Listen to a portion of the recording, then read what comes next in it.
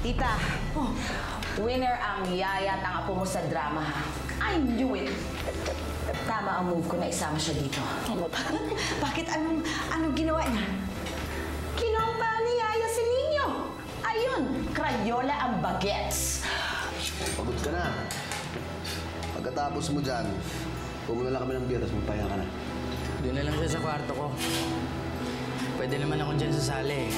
Tanga ka ba? Ba't sa kwarto mo? Siyempre doon siya sa kwarto ko. Kung inaakala mo na nakaligtas sa camera yung ginawa mo kanina, nagkakamali ka. Mabuti nga naagapan ko si Elle. Dahil kung hindi at na-ere yun, nako, siguro babatuhin ka ng kamatis paglabas mo dito sa bahay. Simula ko kasi nung nandito siya, ang laki na ng pinagbago na ugali niya. Siguro masakit lang talaga marinig ang katotohanan. Paano ako matatahimik kung yung dalawang pinakamamahal ko sa buhay nasa bahay pa na yan? Kailangan makuha natin si Nino. Kinausap ko na ang mga abogado. And right now, they're on the upper hand. Kaya nga ako pumapayag sa lahat ng gusto ni Gwyneth eh. Kahit isang beses na sa isang linggo, makasama ko si Nino. Alam mo namang impyerno itong papasukin mo eh. Anong pakialam mo? Pare-pareho lang naman kayo eh. Hindi kami pareho ng bitukan ni Lester. Alam mo yan, Paula.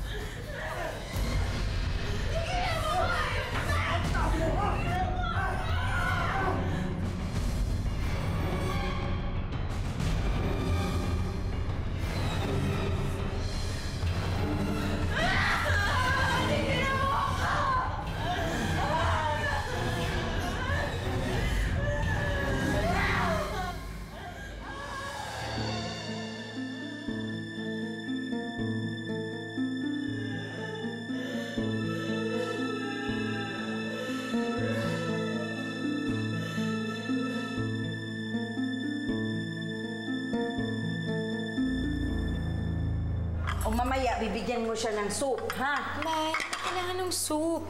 At saka ano ito, hindi to gusto ni Nino. Hindi ako makain ng vegetable. Ay, maganda yung marami siyang kinakain. Oy, Nino!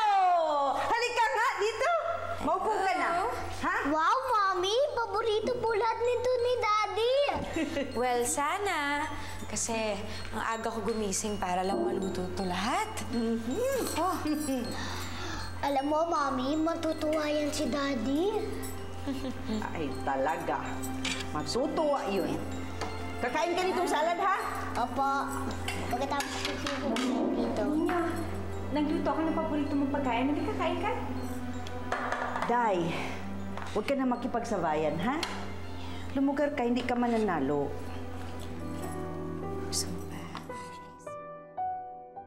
Ayun na si Daddy! Si Daddy! Buksan ko na ang gate. Diyan ka lang! Oh, anak. Alam mo na yung sasabihin mo sa daddy mo? Ano ulit yun? Daddy, sana huwag ka nang magalit tungkol kahapon. Tsaka kalimutan nyo na yan. Okay, very good. Ito, gusto mo ba nito? Daddy! Dito na! Ayan na. Daddy! Daddy, sana huwag ka nang magalit tungkol kahapon, ha? Tsaka kalimutan nyo na po yun.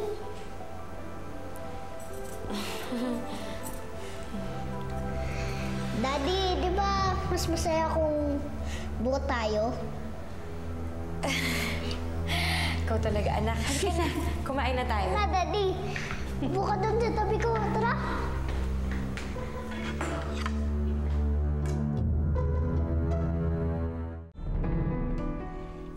Dali ka, Daddy.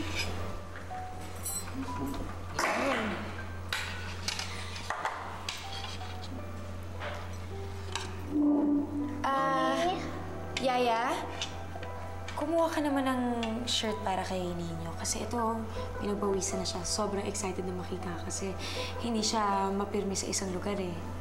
Mami, pakihati naman po yung chicken. Oh, sige.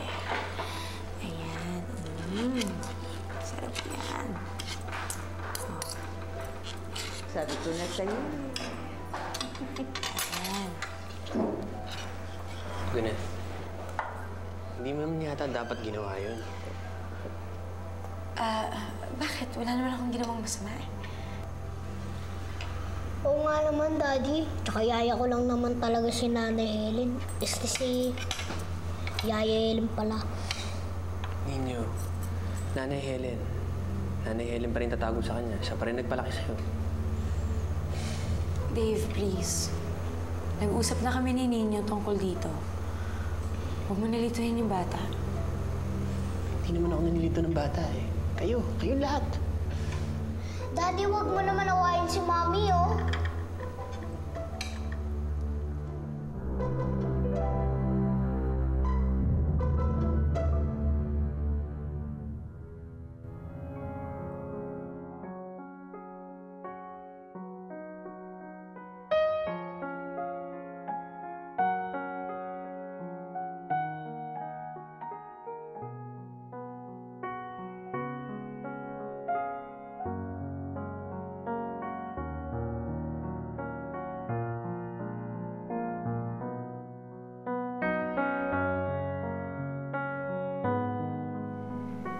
Ano nga bang labang ko sa kanya?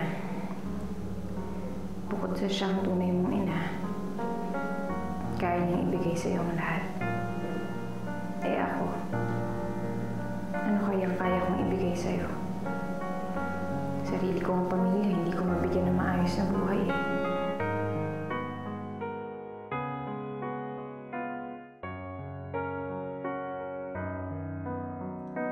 Ayan, masarap to. Anak, gusto mo rin ito? Ayan. Okay. Sauce. Gusto mo ganito? May nakatutok bang camera sa atin? Siguro. Pero wag mo na lang pagsinin yun. Just act natural. I am acting natural. Nagtataka lang ako how come you're not. Parang kakaiba ka ng konti ngayon eh. Iba yung pag-aasikaso mo sa akin. Okay, wait. Alam ko na. Elle, kung nanonood ka, please stop rolling.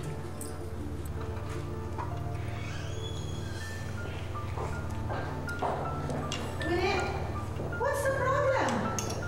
Akala ko ba alam mong nature ng show? Ngayon lang kami magkakaroon ng time together with Ninyo. Kaya, hayaan mo muna kami. Kaya nga dapat makunan ito eh. I-plug pa namin ito sa news mamaya, di ba? That's right. Ma, please. Dave didn't sign for this, okay? Leave him out of this. Right. At kung kinukunan niyo ako ng labag sa aking kalooban bukas, na bukas magdidemanda ako. Dave, pwede ba? Nakikiusap na nga ako sa kanila eh. At lahat ng konsiderasyon na gusto mo, binibigay ko sa'yo para lang sa anak natin. Kaya huwag ka naman maging rude sa akin. Pasensya na. Pasensya na sa init ng ulo ko. Magpapalamig na muna ako sa labas. Kung matapos kayong kumain, pag-usapan na lang natin kung anong sistema gagawin natin sa pagpapalaki kay Ninyo.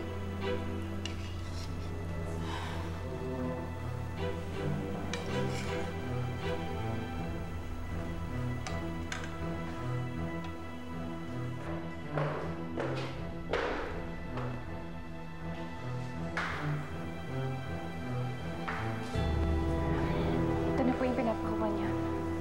Doon muna ako sa kusina. Oh, anak. Don't tell me you lost your appetite.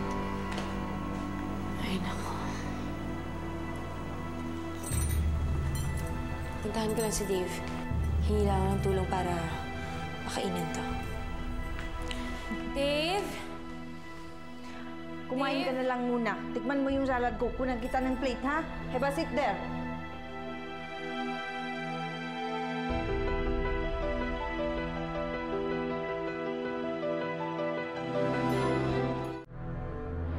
Paula?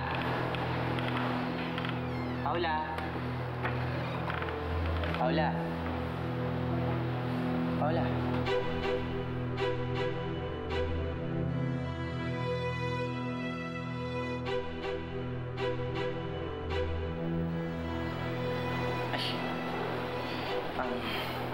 Kanina ka pa namin tinatawag eh. Ayaw mong lumabas.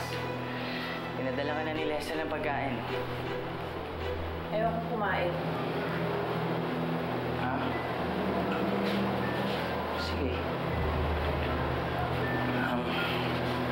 Paula, okay ka lang ba?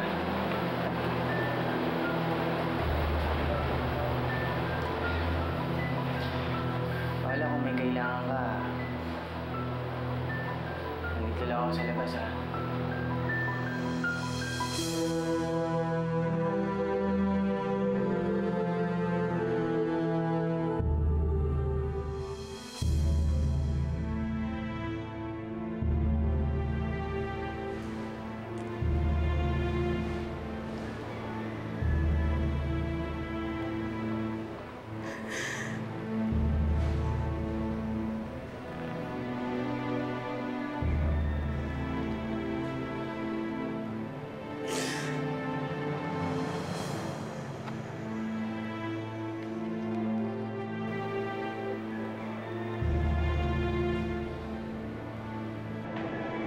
better for worse. In sickness and in health.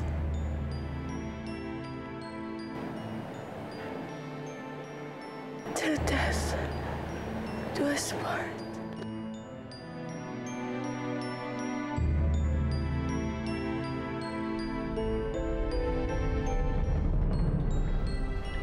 Galing. Oh, yan. Dagdagan mo yan. Kumuha ka pa. Mami. Oo. Sure, no problem. Oh, patry mo kay Mami. Mukhang magaling siya. Mami, mag-game ka, oh. Sige. Ito. Wow. Ayan. Tama ba itong ginagawa ko? Hindi ka naman, Mami. Ganun mo. Tapos ito yung talon. Ay, nako. Ito yung pangtira, itong dalawa. Ang hirap naman yan. Mamaya. Aralin ko muna yan. Nahirapan si Mami. Oh. Galing mo, ha? Wala akong masabi para kang ulirang ina. Well, kanino pa ba ako nagmana kung di sa'yo? Mana, tanong mo na ba kay Elle kung tuloy yung recording? Oo naman. Kahit hindi natin ito magamit ngayon, I'm sure in the future magagamit natin yan. Naisip nga namin ba, gawin ito bang MTV? Kaya lang, yan ay kung okay na kayo ni Dave. Kaya galingan mo at bilisan mo, ha? Dapat mahulog ulit siya sa'yo, ha? Everybody loves a happy family. Yeah, I'm working on that.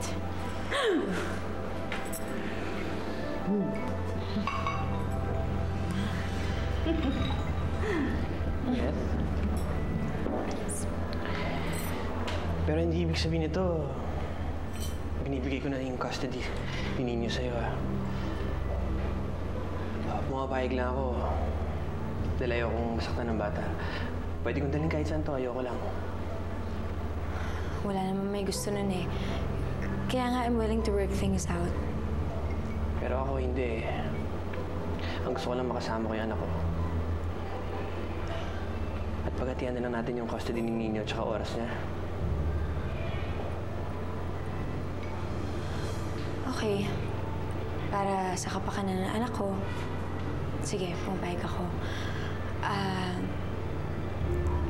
In fact, para mag-prove ko sa'yo na sincere ako at seryoso ako sa mga sinasabi ko, gusto ko kayo mamasyal together. Thank you. I would love that.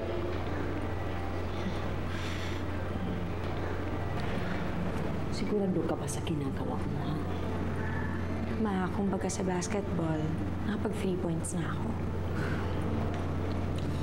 Sa bagay. Ninyo, anak. Halika dito. Anak, gusto mo ba lumabas? Opo. Gwyneth? Yeah. Alis kami, ha? Ngayon na. Sige. Yay! Okay, mag-ready ka na. Pahanda mo na yung gamit mo sa yaya mo. Excuse me, niloloko mo ba ako? Ninyo, anak, umakit ka muna sa kwarto mo. Mag-uusap kami ng daddy mo.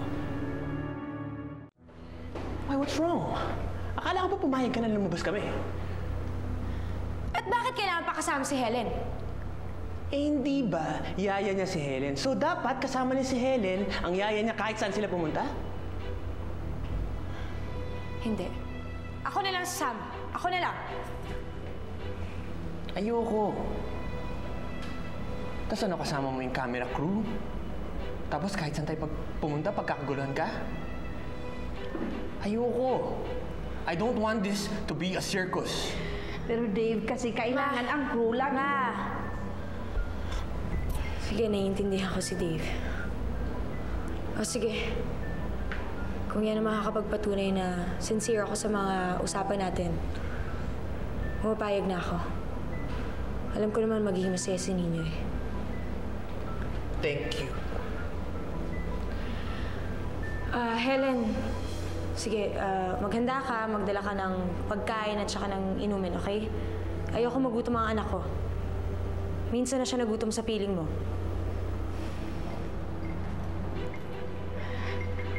O ano pang hinihintay mo? Ihanda mo na yung gamit ninyo.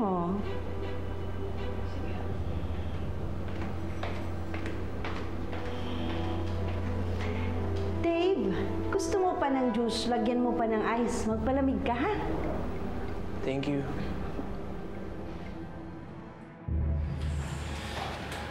O ano?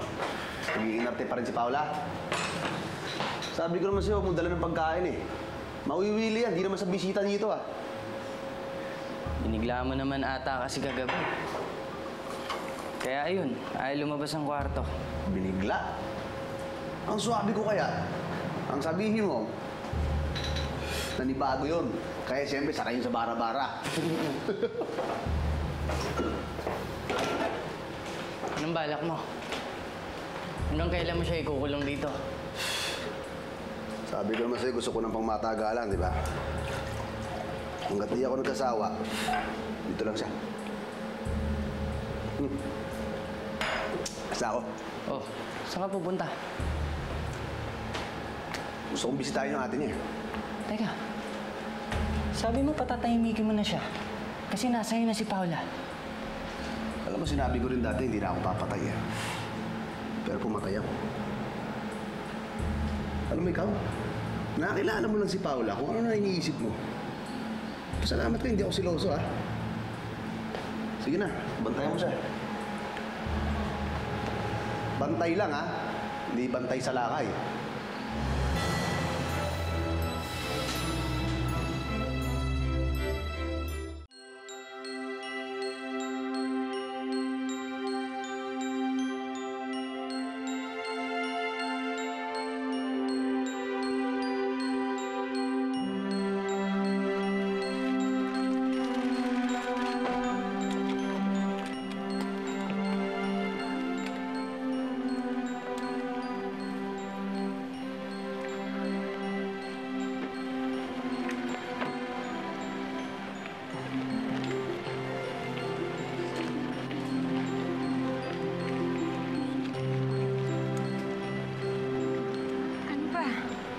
What's wrong? Alam mo, Dave, mabuti pa. Ihanda ko na tong picnic mat. Ihanda ko na rin yung mga pagkain. Tapos iiwan ko na kayong mag-ama. Total, oras nyo na naman to eh.